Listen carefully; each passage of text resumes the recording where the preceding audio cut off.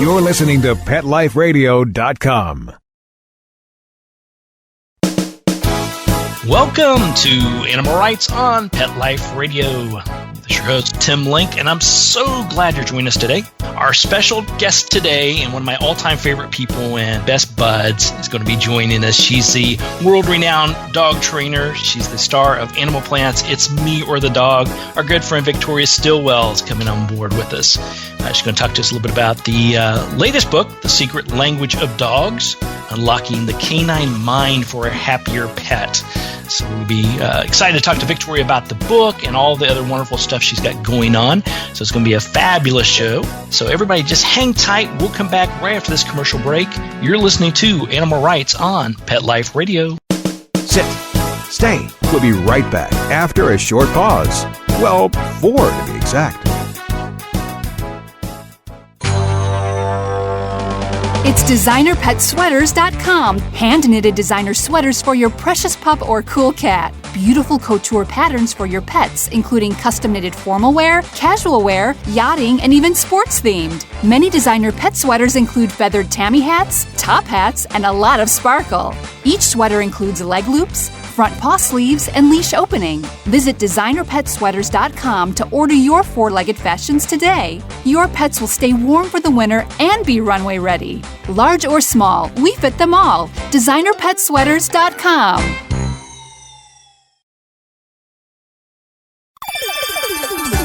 Let's talk pets on PetLifeRadio.com.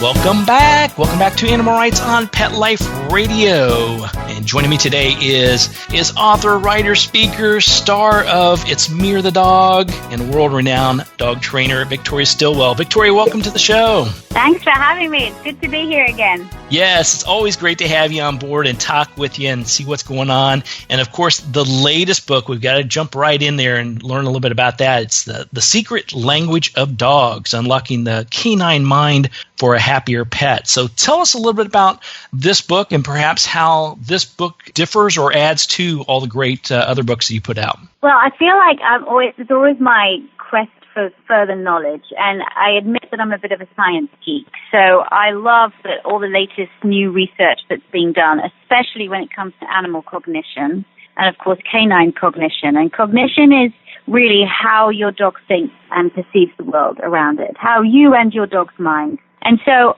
that's why I wanted to write The Secret Language of Dogs, because I wanted to introduce people to this new research and how exciting it is, and to kind of, I guess, encourage people to take a different look at their dogs. That, you know, when you're actually teaching your dog, it's not just about teaching your dog to sit, stay, and come when called. It's all about trying to understand the world from the dog's point of view. And when we talk about that, and I agree with you wholeheartedly, obviously you and I know my work very well, and you're gracious enough to write the foreword for my latest book, and our techniques may be a slightly different, but communicating with the animals and understanding them, do you feel that for most people we have a better grasp at what our animals are trying to tell us, or are we as confused as we ever were? No, I really think that with this new research that's coming out, that there are, I think, a lot of our questions are being answered. And especially, you know, I'll just cite one thing, which is the use now of functional MRIs on dogs that are awake. Now, normally MRIs can only be done on dogs when they're sedated for a medical issue. But now what's been happening at Emory University in Atlanta and universities all around the world is that dogs are being trained in a very positive way to walk into an MRI machine and to lie down and be very still for a couple of minutes, where images are taken of their brain. And it doesn't hurt them at all. And they are, you know, they're, I think, for example, Gregory Burns, who is a researcher, a scientist at Emory University, he actually developed a mock-up MRI machine in his living room. So he taught his dog Cal to go in there and lie down, and it's very similar to an MRI machine, the actual real thing. So when it comes to the real thing, she's a lot more comfortable. And then images can be taken of their brain. And what's wonderful is that you can actually see what's going on real time. So for the first time, we can actually see what dogs are thinking. And through the research that's being done, and I think it is quite remarkable, we're finally actually coming around to wanting to know this from a scientific mind, but also finding the keys and tools to know that they do understand us. They do understand our words. They understand our feelings and what's going on with us. But from a scientific approach, are there certain things that, other than understanding our words, and as you said, are certain words we teach them during training, what additional are they learning from us? And do they pick up maybe some of the clues that we're giving them as far as our body language is concerned, in addition to the verbal language you're giving them? Dogs have evolved with us for thousands and thousands of years. So yes, they are picking up on our body language, because as they have evolved, they have learned to read people. And so let me give you an example. Intention reading is the foundation of human culture and communication. And what I mean by intention reading is that when, for example, you point at something, the person who's watching you point at something will follow where your point is and where it lands to see what you're pointing at. It's information. That person is reading my intention, and my intention is to point out something to that person. Now, at 9 months, babies, infants, can start following a human point, and they'll start pointing things out too, to their mums and dads or other members of their family.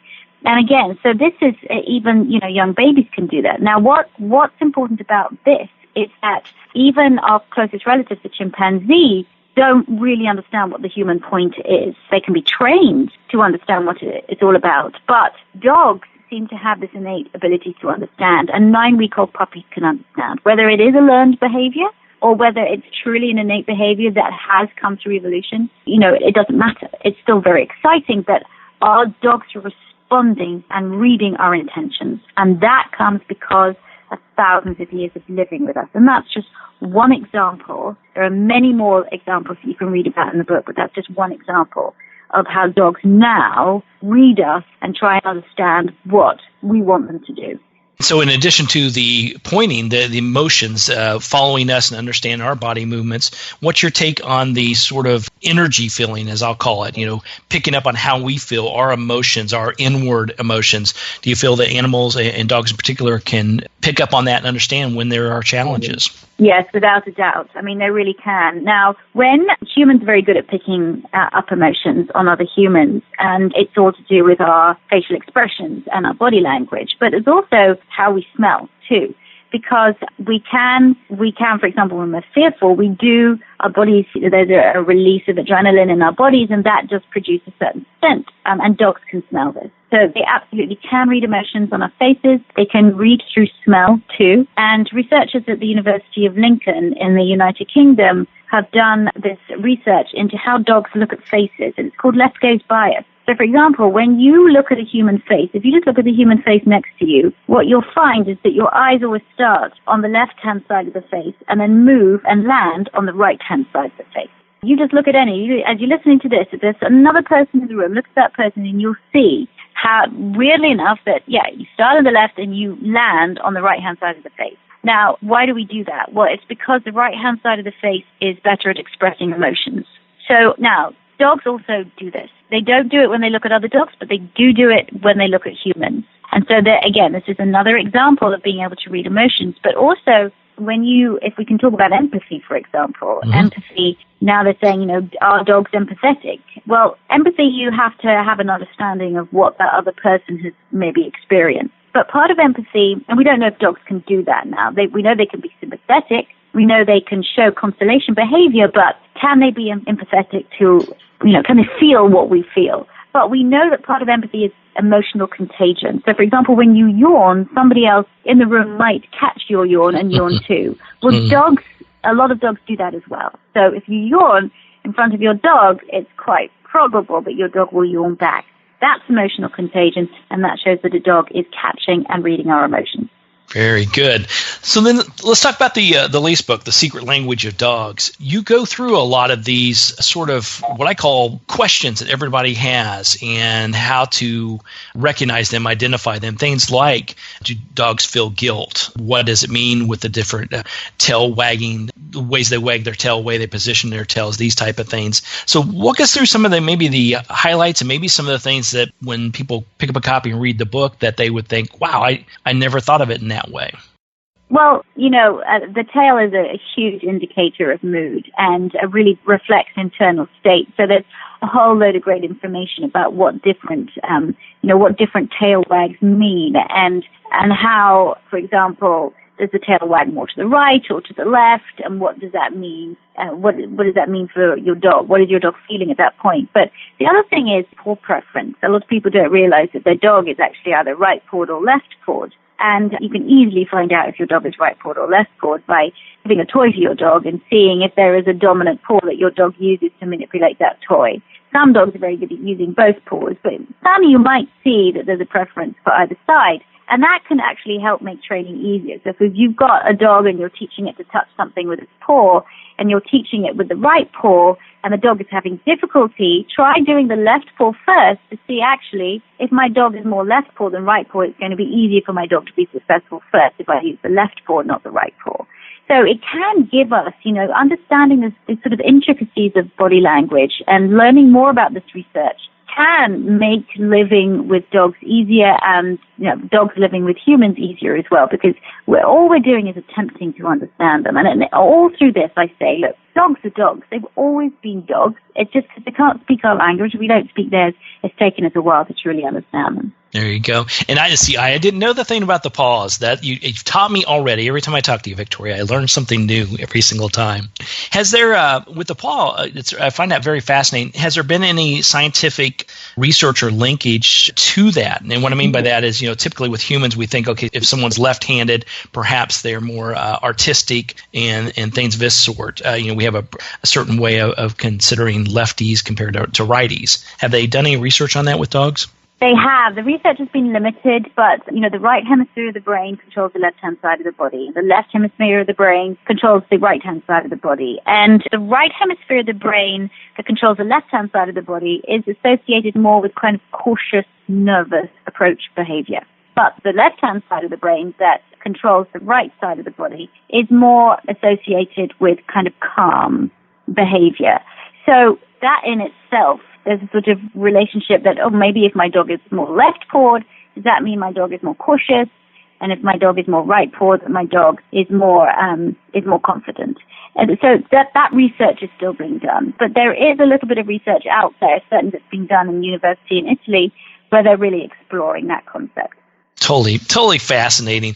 And of course, in your book, you cover a lot of this information and a lot of common sense things and a lot of things that people can learn from this and also use it as an ongoing tool. So I love how you put together the book.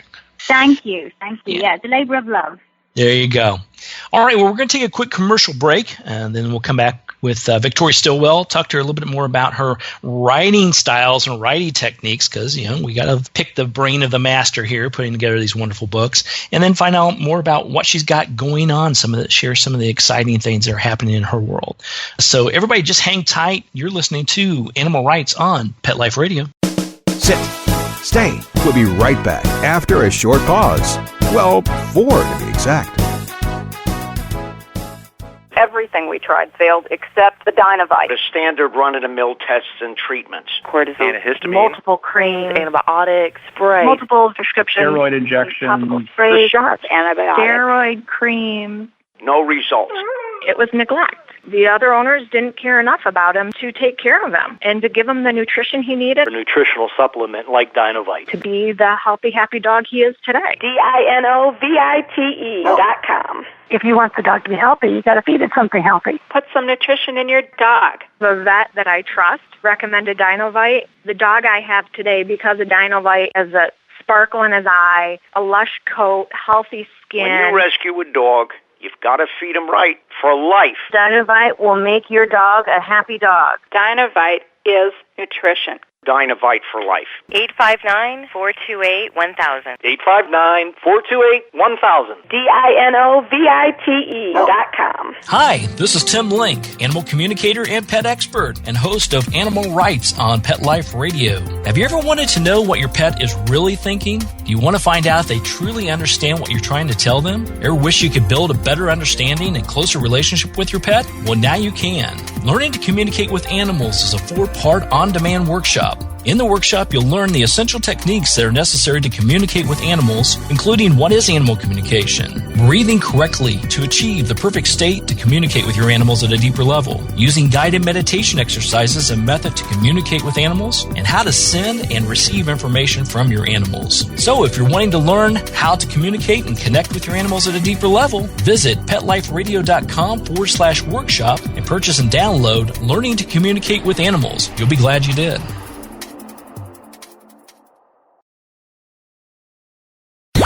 Let's talk pets. Let's talk pets On Pet Life Radio. Pet Life Radio. PetLifeRadio.com. Welcome back. Welcome back to Animal Rights on Pet Life Radio. And we continue our conversation with world-renowned dog trainer and the host of Animal Planets. It's Me or the Dog, our good friend Victoria Stilwell. Now, Victoria, I have to ask you about the book in general, The Secret Language of Dogs, Unlocking the Canine Mind for a Happier Pet. Tell us about your process of writing, how an idea comes about to actually come into publishing a book about it, and sort of, are you very diligent about your writing and writing habits, or are you like me and you wait till a few months before deadline and put it out there? Yes, yeah. You know, I'm not a natural writer, and I don't find it easy to sit down. And I'm more of an active person. To actually sit down in front of my computer and put all the stuff that's in my head down on paper or on a keyboard is hard. It's really hard for me. It doesn't come naturally. And after my third book, Train Your Dog Positively, I vowed that I was never going to write another book. And then a couple of months later, my publisher comes to me and says, "No, we'd like another book from you." So then I thought, well, what is a subject? What am I really going to love writing about? And it was this. It was more about animal cognition and canine cognition. And that's where I really wanted the book to focus. And I did an amazing show in England. I do hope that it airs over here, but it was called Dogs Might Fly. Mm-hmm. And it was all about really discovering how various dogs thought and their memory, and how were they empathetic, and how they problem solved. And it really was truly amazing, because in the end of the day, we taught a dog to fly a plane. And, we know that dogs can do incredible things. We know that there's been a trainer in New Zealand that's taught dogs to drive cars. But could we go one better? Could we show people that a dog could actually fly a plane? So what we did is we went round the United Kingdom to a lot of different rescue shelters.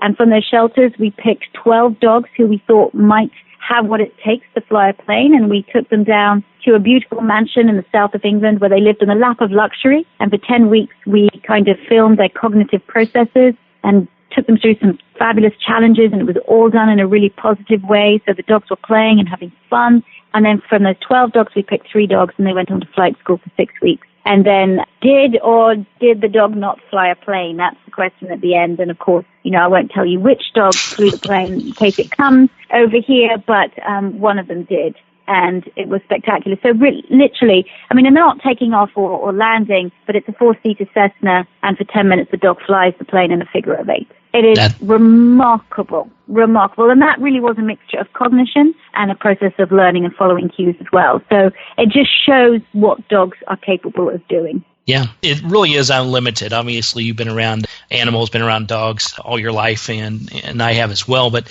there's always something new that they surprise me about on a daily basis of what they can pick up, whether it's something that I'm trying to teach them or just something they pick up on their own and they know instinctually or know through repetition of how to do that. Yes, and they do. And, they're very smart. And remember that I always tell people, the dogs are learning all the time, not just when you're teaching them. They're learning all the time from environments and situations, and it really is incredible. And this is another thing that I say, that I truly believe we need to respect the domestic dog because they're very smart. If you think about it, a 4-legged predator is living with a 2-legged predator of different species, and you're living in the same house together. You're living in the same home together. Now, this is relatively unique. We might share our lives with cats as well, and maybe some other animals, but to be so successful, the dog has been very smart to align itself with the most dangerous predator on earth, which is man. And now look, they've gone from hunting in the wild and I'm trying to survive to getting meals fed to them and sleeping on our very nice, comfortable sofas. So I think we got to hand it to them. These dogs are smarter than a lot of us think. Absolutely. And they're so adaptable. They're so adaptable to their environment, what they need, what we need from them. So it never surprises me. Now, the book, The Secret Language of Dogs, it's packed full of just not only great information, but you got these beautiful photos of the dogs in there. You have photos in there of dogs in their various positions, so you know the differences in their growl or their howl, warning of their bark, all these wonderful things. And you also have diagrams and sketches in there. So I think you did a fantastic job with doing that.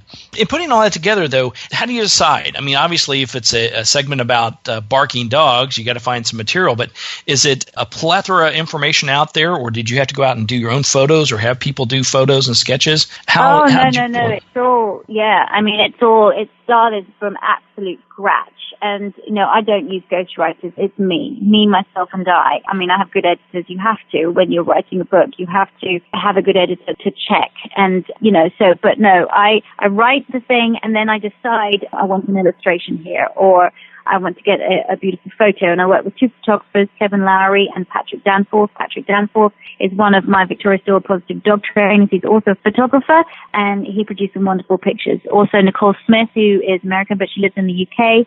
We used some of her pictures as well that she had done with me. And then we used a wonderful illustrator called Erin Harvey, who illustrated some more of the sort of subtle signs, so that, and I just wanted to have a mixture of photographs and illustrations as well. I just think it makes it an easy read. And I didn't want to make this book dense. I wanted it to be easy for people to understand, easy for them to read, so that they get the information and the information sticks. And I think, you can write a world, but actually seeing a picture of it, that can even stick more in your mind. Yeah, absolutely. And some people learn better by reading, some by photos. So putting a combination in there is fantastic. In the book, for me, I mean, obviously it's going to be on my shelf forever as a reference, because you're one of my all-time favorite people, and the material is perfect for what I do. But I really do think it's a good reference. This book, The Secret Language of Dogs, you want to get it, you want to read it, you want to put the methods into play, learn from your animals, learn from your dogs, but also keep it as a reference guide, because there's going to be times when you need it. I do the same with your book. I mean, I have to say, I think the reason why we get on so well is because you learn from each other. And, I've learned a lot from you and the way that you interact and communicate with animals. And so I think that's good. And I think, but both kind of the way that we approach things, we approach them differently, but I also think we're always learning.